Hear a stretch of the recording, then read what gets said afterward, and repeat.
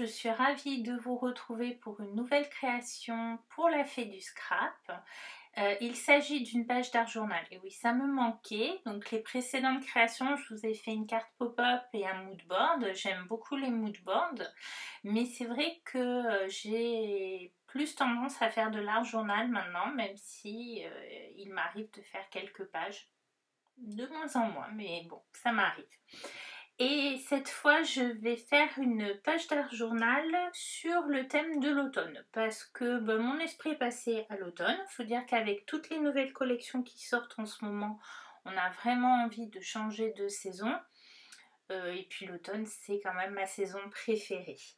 Alors, je vais travailler dans mon carnet à Neumul, 100% coton. Quand vous avez la couverture noire, c'est que c'est du 100% coton. Et les couvertures grises, il me semble que c'est les celluloses ou mixed media. Vous avez ces carnets sur la Fée du Scrap, il y a différents formats. Celui-ci, c'est le format A5. Donc, vous voyez, c'est un carnet que j'ai déjà bien rempli.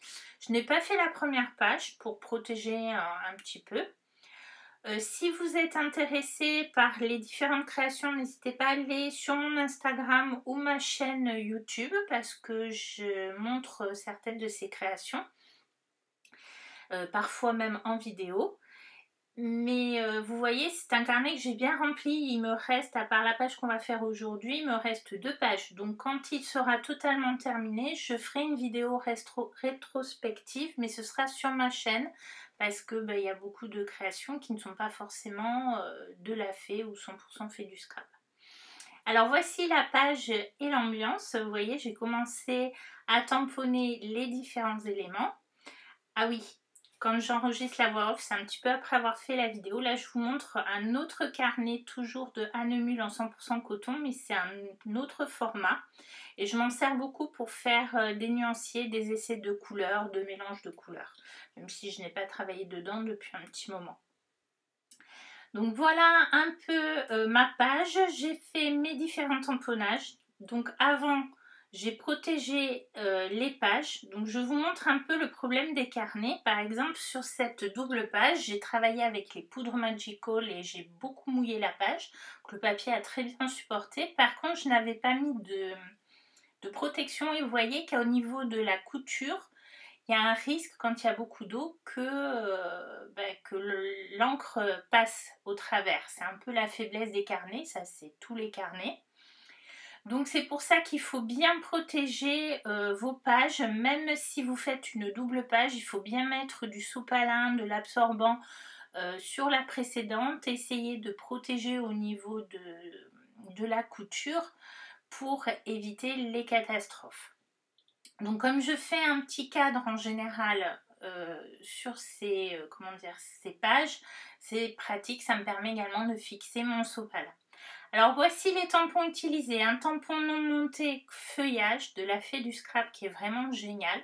Alors il est aussi très facile à détourer, mais vous me connaissez, je suis un petit peu feignante en ce qui concerne le détourage, j'aime pas trop ça. Pour utiliser ces tampons non montés, vous avez plusieurs solutions, soit les mousses Easy Mount, je crois que ça s'appelle. Donc là, je vous montre un tampon de la Fée aussi, monté sur mousse. Et sinon, comme je commençais à avoir quand même pas mal de tampons montés, j'aime beaucoup ceux de la Fée, j'ai investi dans une plaque Tack and Peel qui est un système autocollant repositionnable. Alors par contre, il faut sacrifier une plaque acrylique pour pouvoir placer cette Tack and Peel. Et la mienne est déjà sale, mais ça se nettoie. Et bon, pour l'instant, je ne vais pas la nettoyer parce qu'elle colle très bien. Donc voilà. Donc, je me suis servi j'ai tamponné ce tampon feuillage, également ce tampon champignon qui est une collection de l'année dernière et ces feuilles de chêne que je trouve extraordinaires. J'adore vraiment le rendu, elles sont magnifiques. Je sens que je vais les placer assez souvent. Donc comme je tamponne forcément, comme j'ai mon petit cadre avec le masking tape, l'encre déborde et toujours j'efface l'encre avec une lingette parce qu'elle va mettre plus de temps à sécher sur le masking tape et donc vous allez vous retrouver avec de l'encre sur les doigts et vous allez faire des taches partout. Là, c'est l'expérience qui parle. Donc ensuite, j'ai travaillé ce tampon Stampin' Bella qui est la fée Glinda. Donc ça fait partie de la collection sur le Magicien d'Oz. Mais là, je vais en faire une fée de l'automne. Et ce que j'aime notamment dans les hot balls, c'est leurs expressions totalement dégoûtées, désabusées. Enfin, c'est assez rigolo. Et c'est vrai que cette fée, elle est là, elle est dans la forêt. En fait, je me suis raconté une petite histoire. C'est vrai qu'on peut faire souvent ça, s'amuser à se raconter des histoires quand on fait une page d'art journal. Donc elle est là dans la forêt, elle fait son travail, elle est en train de transformer la végétation et de lui apporter les couleurs de l'automne. Et là, tout à coup, apparaissent ce vilain crapaud et ce chat qui sortent tout droit d'Halloween, puisqu'il s'agit d'une planche de la collection Un air d'Halloween qui est sortie l'année dernière, la planche Un bonbon ou un sort. Et en fait, je me suis dit que ce serait amusant qu'alors qu'elle est en train de mettre toutes ces couleurs fantastiques, ces deux créatures tout droit sorties de l'horreur ou d'Halloween viennent un petit peu casser l'ambiance féerique. Donc voilà, j'ai mis mon fluide de masquage et je vais vous montrer un petit peu le matériel que je vais utiliser. Alors j'ai toujours une brosse plate pour pouvoir appliquer, faire des grands aplats d'eau parce qu'on va encore utiliser ma technique préférée, le humide sur humide. J'ai un très gros pinceau, là en l'occurrence c'est un Perla Escoda. Mais vous avez des tailles équivalentes chez la fée dans la gamme Raphaël Soft Aqua. Donc ce sera vraiment pour mettre des grandes touches de couleur. Et quand je voudrais être un peu plus précise tout en restant sur ce qu'on appelle des pinceaux à la vie, donc qui absorbent pas mal d'eau, j'utiliserai mon Raphaël 3.0 Soft Aqua. Donc lui aussi vous le trouvez sur la boutique. Et ensuite toujours chez Raphaël, la gamme Kolinsky, j'ai la taille 2 et la taille 1, ça c'est quand on viendra peindre les détails. Toujours deux pots d'eau, un pour rincer, un pour prendre l'eau propre. Et mes aquarelles, Sennelier, probablement un peu de Daniel Smith également. Alors j'ai pas trop de Daniel Smith pour l'instant, voilà, j'en ai que 4. Par contre j'ai pris... Je reviens, c'est tombé. Voilà. J'ai pris une planche de 66 couleurs. Vous avez notamment toute une série, c'est les Primatech. Donc ça, c'est les aquarelles granuleuses. J'ai pas encore fini de toutes les étaler. Vous voyez, j'ai commencé à en faire. Je vous montre. Voilà. Il y en a certaines qui brillent. Évidemment, il n'y a aucune luminosité aujourd'hui, donc vous ne verrez pas. Donc ça, c'est surtout pour que je voie à quoi ressemblent les couleurs. Et ensuite, je choisirai celles qui m'intéressent un peu plus. Dans les granuleux, j'essaierai de faire des exercices plus larges pour mieux les voir. Mes nuanciers, je les ai fait selon la technique de Marlène, avec ce pochoir de la fée du scrap. Je vous mettrai la référence. Alors, on va choisir les couleurs de l'automne. De l'automne naissant, donc on va avoir du vert. Donc là, j'ai toute une gamme de verts dans ma palette que je vais utiliser telle quelle parce que je vais travailler dans l'humide, mais il fait quand même assez lourd, assez chaud. C'est du 100% coton, mais c'est pas un super papier 100% coton non plus. Donc, ça va jouer sur la vitesse de séchage de l'aquarelle. Donc, j'aime bien le style de grain vert qui est très pratique pour apporter une lumière, une luminosité dans les verts. Le vert anglais est bien. Mon vert de Hooker qui est un de mes préférés. Et le vert sapin pour foncer, il est pas mal. Terre verte brûlée peut être intéressante. Mais donc je vais jouer avec ces couleurs.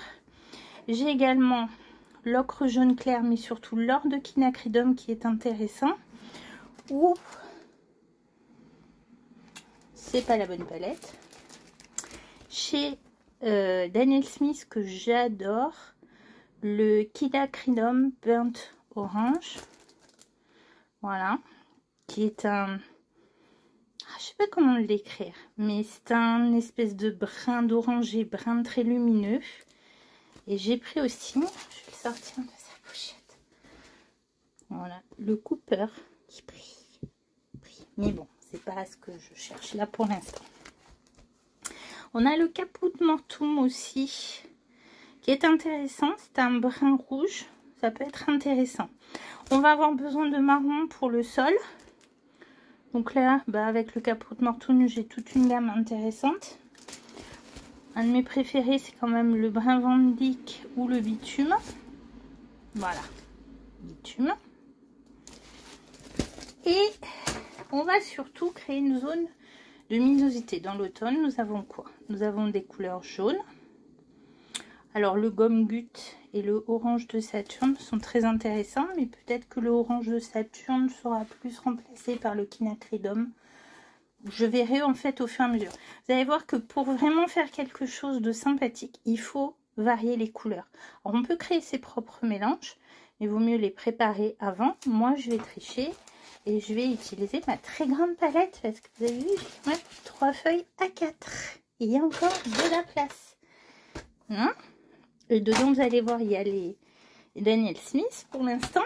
Après ils vont partiront dans leur propre palette.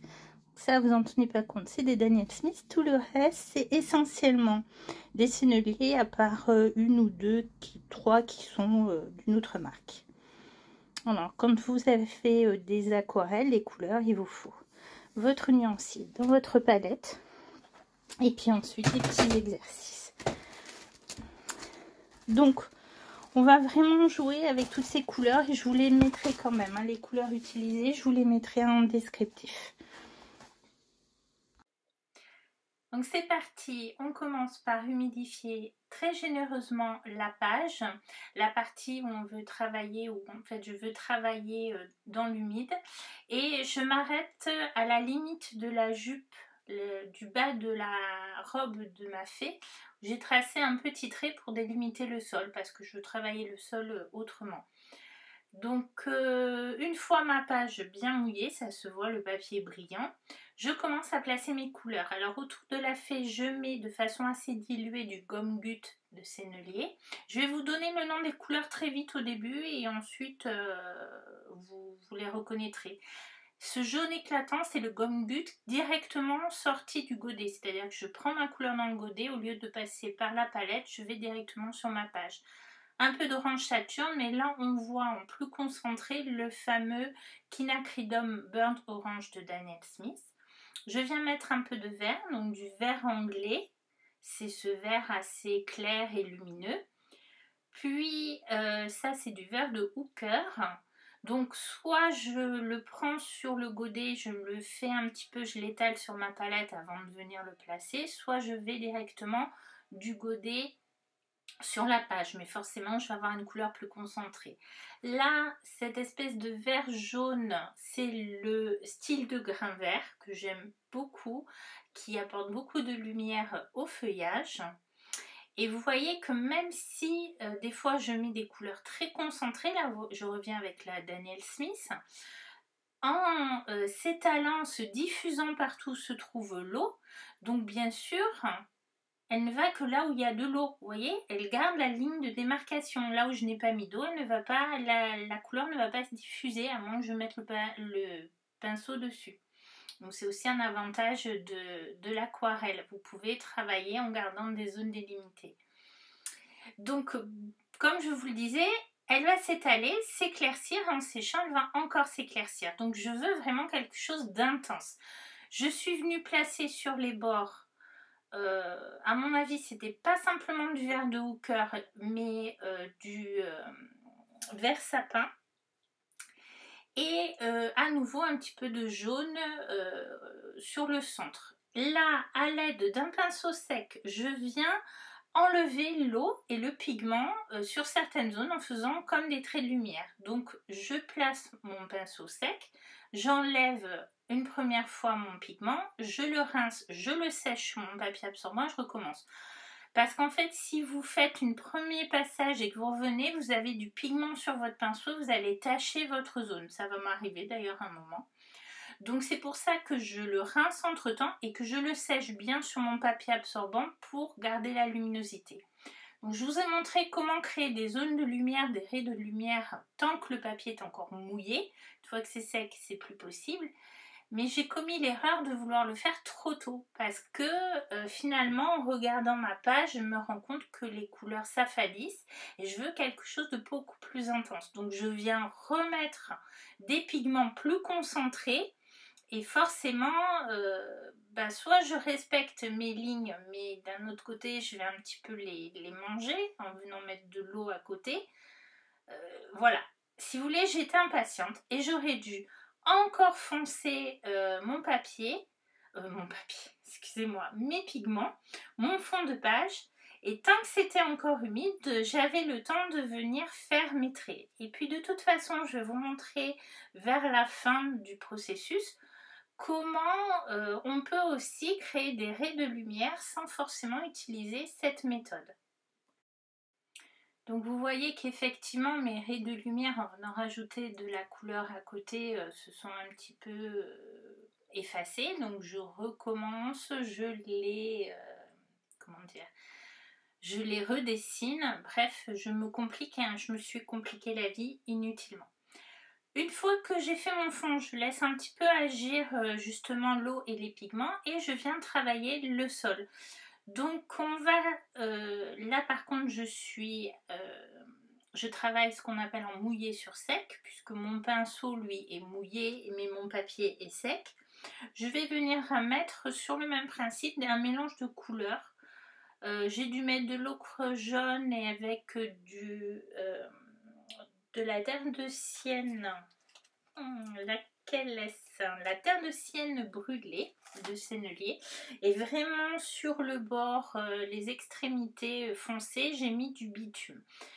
Alors je n'avais pas recouvert les tiges des champignons entièrement de fluide de masquage, mais c'est pas bien grave puisque je veux leur donner la même couleur, donc ça ne gênera pas. Il faut juste en fait que j'évite mon crapaud, puisque lui quand même je vais le travailler différemment. J'ai dû quand même mettre un peu sur ce sol de l'or de quinacridum, mais de sennelier cette fois-ci, pour le rendre très lumineux. Et là, sous la jupe, sous la robe de la fée, j'ai mis du bitume pour faire l'ombre. Une fois que tout est sec, alors l'idéal c'est de laisser les pigments agir et de ne pas sécher au heat gun, mais bon j'ai séché au heat gun, j'étais impatiente. Et j'ai enlevé le fluide de masquage. Et j'ai quand même un petit peu débordé en plaçant mon fluide de masquage. Vous voyez, il y a des zones qui n'auraient pas dû être couvertes, protégées et qui l'ont été. Et du coup, ça laisse des zones de blanc. Donc je reprends mes pigments et je viens combler autour des motifs pour qu'il n'y ait plus ces taches blanches. Et une fois que j'aurai fini de reprendre tous les bords de mes motifs, je vais venir coloriser donc d'abord mes feuilles sur le même principe de mélange que j'ai utilisé pour le fond, en essayant de tenir compte aussi des ombres, puisqu'il y a des feuilles qui vont se placer sous d'autres, etc. Donc il y a forcément une ombre qui va se créer sur ces feuilles. Pareil pour les autres motifs. Et je vais ainsi mettre ma couleur, mon aquarelle au fur et à mesure sur mes différents motifs. Donc je vais vous laisser en musique et je vous reprendrai un petit peu pour vous expliquer quelques étapes.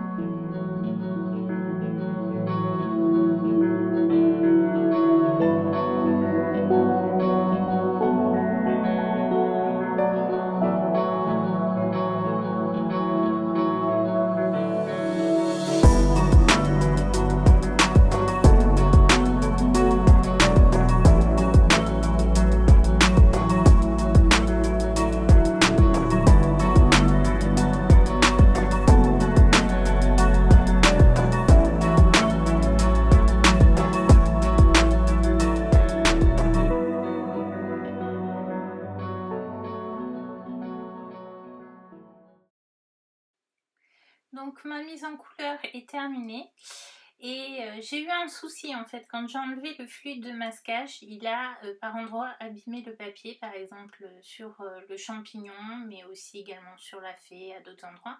Pourtant j'ai utilisé ce système qui est vraiment génial pour enlever les traces de colle et en fait ça aide à enlever le fluide de masquage plus facilement sans forcer. Donc je ne sais pas ce qui s'est passé. Est-ce que c'est le papier qui ne le supporte pas trop? Est-ce moi qui étais encore impatiente et qui ai, comment dire, commencé à travailler mon aquarelle alors que le fluide n'était pas complètement sec, donc ça l'a rendu moins imperméable? Je ne sais pas s'il faudra que je retente, mais du coup ce que j'ai fait c'est que, alors par exemple sur les feuillages à droite ce sera pas un problème, je vais le cacher avec le chat, donc on verra pas trop, mais les champignons du coup je les ai retamponnés à part et j'ai travaillé uniquement les chapeaux. Donc je suis venue détourer et j'ai également retravaillé la fée parce que pour plusieurs raisons. Bon, la première donc c'était comment dire, ce problème sur la robe, mais aussi parce que j'ai eu une drôle d'idée. Je voulais vraiment une fée de l'automne, donc j'ai fait les mêmes couleurs que dans le feuillage, mais là on dirait que c'est une fée hippie. Voilà, ou avec un t-shirt délavé. Donc je l'ai refait et là j'ai fait une robe beaucoup plus neutre. Comme ça sera une fée de toutes les saisons. Je sais pas ce que vous en pensez. Elle faisait vraiment trop hippie ma fée. Enfin je trouve qu'elle est beaucoup mieux en blanc. Voilà, alors moi qui n'aime pas le détourage, j'ai été gâtée. Donc ben maintenant j'en suis à l'étape où je vais rajouter des touches de détails avec les crayons, donc essentiellement les polychromos. Donc je vous montre un petit peu les différentes couleurs que j'ai utilisées. Pour le chat, j'ai joué avec le noir et le gris de peigne, qui est un très beau gris. Bon, gris de peigne en général, j'aime beaucoup comme couleur à l'aquarelle, mais là aussi en crayon, je le connaissais pas trop et vraiment il est génial. Évidemment avec le blanc aussi. Alors je vais essayer de vous montrer sur la caméra, j'ai essayé de faire des zooms entre la luminosité et le fait qu'il avait du mal à zoomer. C'est un petit peu compliqué, donc je vous mettrai à nouveau les références des différents crayons. Donc ensuite, des dégradés du jaune au plus orangé pour des zones comme le crapaud, pour des détails sur la couronne ou les cheveux de la fée par exemple. Alors, comme l'explique également Eternity dans ses vidéos, pourquoi faire une base à l'aquarelle et revenir avec les crayons? Parce qu'on est sur un papier qui a quand même un grain, c'est un papier aquarelle à la base, pas pour les crayons. Et du coup, c'est plus facile de couvrir d'abord par l'aquarelle et de venir rajouter des touches de crayon, ça passera mieux, ça laissera moins de traces au niveau du crayon. Là, c'est mon trio pour les couleurs de peau. Donc, on a le ivoire, le beige raide et le cinnamon. Vous voyez, non, la caméra avait décidé de ne pas du tout faire la mise au point ce jour-là. Elle était en grève, je sais pas. Donc, j'ai essayé encore et encore, mais ça a été un petit peu compliqué. Donc, comme je vous l'ai expliqué, on est sur un papier aquarelle qui n'est pas vraiment fait pour les crayons. Donc là, il est pratique d'utiliser un blender. Ça permet d'atténuer le côté grain parce que quand on va mettre du crayon sur du papier aquarelle à grain, on va voir la marque du crayon. Et enfin moi, je trouve pas ça très joli. Donc je mets toujours un petit coup de blender qui est de la cire et qui va atténuer. Alors pour les feuillages, pour les parties foncées, je n'ai pas de crayon polychromos qui correspondent. J'ai un Chromaflow de Derwent. Je vous l'ai montré. Évidemment là en doublant la voix, je ne m'en rappelle plus. Mais pareil, je vous mettrai le nom dans le descriptif. Et puis également, il y a les ombres. Alors les ombres, on va les faire selon où elles se trouvent, soit avec le Walnut Brown, excusez-moi pour l'accent, hein, le Warm Grey 5 et voilà, il est à nouveau repassé mais très vite le Chromaflow vert. Certains traits sont un petit peu atténués parce qu'ils n'étaient pas bien tamponnés ou parce que à force de les travailler la couleur les a recouverts, donc on peut les retracer avec un feutre imperméable. Et puis je vais profiter du fait que les éléments ne sont pas collés pour venir faire mes ombres. directement sur, comment dire, sur les motifs. Parce que quand on fait des ombres sur des motifs qui sont détourés, recollés, je trouve qu'on n'arrive pas bien à coller complètement sur le papier. Alors là, c'est ma petite astuce pour accentuer les traits de lumière. C'est un Neocolor 2 de Caran d'Ache blanc. Je fais d'abord faire les ombres et ensuite vous allez voir comment je procède. J'utilise ce crayon, je viens faire mes traits et comme c'est une craie grasse, avec mon doigt je viens étaler le pigment pour le rendre plus fluide, pour qu'on voie moins les traits. Et c'est un crayon qui est très couvrant, donc on peut même par exemple sur la feuille, je vais pouvoir vraiment venir accentuer le trait de lumière comme s'il passait, vous voyez, je suis en train de le faire là, comme s'il passait par-dessus la feuille. Et je vais me servir également de ce crayon pour créer une sorte de halo lumineux tout autour de la fée, de sa baguette, parce que ce n'est pas simplement la lumière qui perce à travers le feuillage qui apporte de la lumière dans cette forêt, c'est la fée qui émane. Donc c'est vrai qu'on aurait pu, j'aurais pu tout simplement faire en sorte que la lumière émane de la fée, et dans ce cas-là, mes zones d'ombre et de lumière se seraient placées différemment au niveau des feuillages. Mais bon, j'ai fait ainsi. Je me suis dit après coup que c'était peut-être pas le mieux, mais bon, c'est comme ça. Alors, comme je vous le disais, le Neocolor est très couvrant, et vous voyez que ça me permet de faire vraiment des traits qui marquent, qui passent par-dessus l'aquarelle. Et il me permet aussi d'apporter un petit peu de luminosité et d'unir certaines zones que je trouve un petit peu trop claires. Par contre, il a un inconvénient. Quand on a mis du Neocolor, on ne peut plus venir mettre, par exemple, de souligner au crayon. Donc là, j'ai eu de la chance, ça a fonctionné, j'ai pu redessiner certaines parties de la fée, mais en général, on n'y arrive pas. Toujours quelques touches de Posca blanc pour apporter de la lumière sur des zones, et en particulier un petit point de lumière dans les yeux des personnages.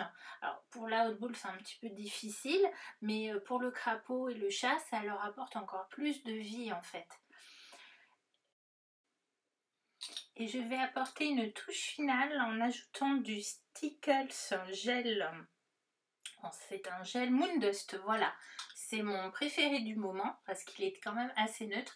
Et je vais en appliquer à la fois sur la fée, sur sa robe, sa couronne, l'étoile de sa baguette, mais aussi un petit peu partout autour d'elle. J'avais envie qu'elle émane de paillettes. Donc voilà un peu le résultat final. Quand j'ai enlevé le scotch de masquage sur le pourtour, il avait énormément bavé. En fait, beaucoup d'encre était passée dessous. Je suis assez déçue par ce scotch de masquage. Ce qui est bizarre, c'est que j'avais 2 rouleaux achetés exactement au même moment à Cultura. Et le premier fonctionnait très bien et celui-là très mal. Bref. Donc j'ai mis un peu de Neocolor blanc, mais ça se voyait quand même. Du coup, je suis venue avec de l'acrylique blanche liquide, mais c'est pas génial. Quand on regarde de près, on voit. Les titres. Alors, le titre vient de cette planche de Hot Ball qui est Blanche-Neige que j'ai divisée en 2. Et le petit mot magie, il vient d'une planche de Chou Flower que je vais vous montrer. C'est la collection Forêt Enchantée, il me semble, de l'année dernière, tout à fait. Et voilà ma page, mon ambiance. Écoutez, j'espère qu'elle vous a plu, que ça vous a donné envie un petit peu de passer à l'automne ou d'essayer cette technique. Alors ce côté justement mélanger des couleurs sur le fond, c'est pour donner l'illusion des feuilles des arbres de la forêt qui elles aussi changent de couleur. Et je vais vous laisser ensuite avec les photos. Alors c'est vrai que c'est pas très évident selon la luminosité de rendre l'intensité des couleurs d'une création. Si vous avez des questions, n'hésitez pas. Si la page vous a plu, n'oubliez pas le petit pouce en l'air. Et je vous dis à bientôt pour une nouvelle création.